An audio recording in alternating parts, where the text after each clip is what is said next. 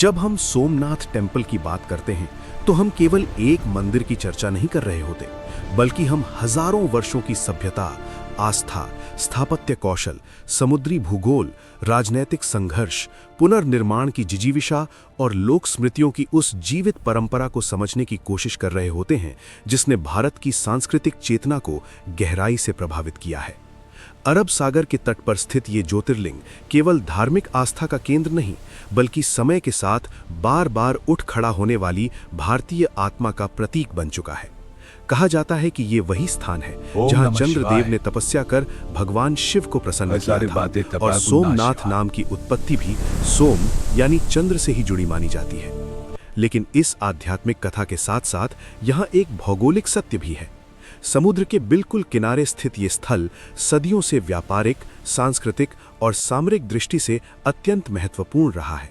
प्राचीन काल में अरब और अफ्रीका से आने वाले जहाज इसी तटरेखा के पास से गुजरते थे, और प्रभास क्षेत्र केवल तीर्थ नहीं बल्कि समुद्री संपर्क का भी केंद्र था। स्थापत्य की दृष्टि से वर्तमान सोमनाथ मंदिर चालुक्य शैली, जिसे कैलाश महामेरु प्रासाद शैली भी कहा जाता है, में निर्मित है।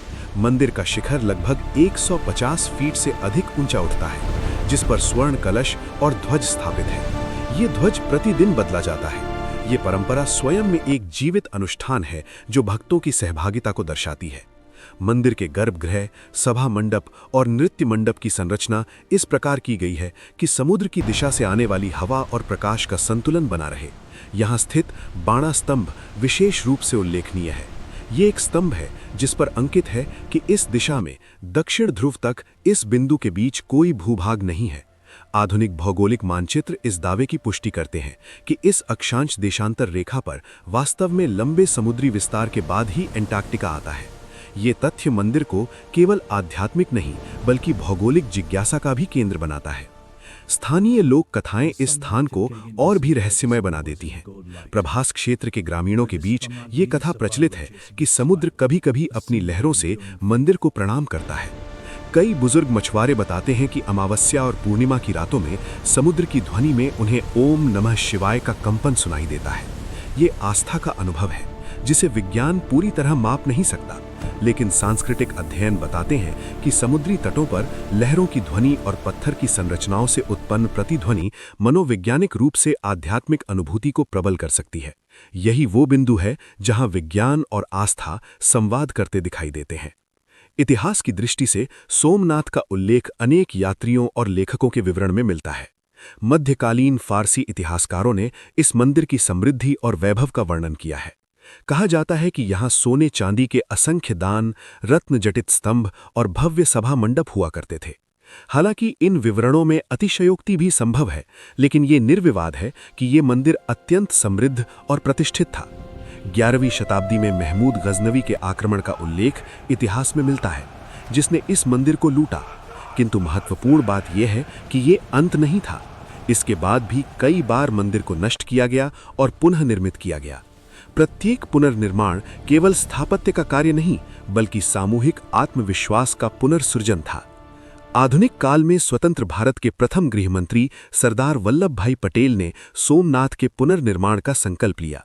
ये निर्णय केवल धार्मिक नहीं बल्कि सांस्कृतिक पुनर्जागरण का प्रतीक था। 1951 में मंदिर का पुनः प्रतिष्ठापन हुआ। उस समय ये संदेश दिया गया कि इतिहास की पीड़ा को स्मरण रखते हुए भी भविष्य की ओर बढ़ना आवश्यक है। आधुनिक शोधकर्ताओं के अनुसार सोमनाथ का पुनर्निर्माण स्वतंत्र भारत की सांस्कृतिक नीति का एक प्रतीकात्मक क्षण था, जिसने ये दर्शाया कि राष्ट्र अपनी विरासत के पुनर्स्थापन के लिए प्रतिबद्ध है।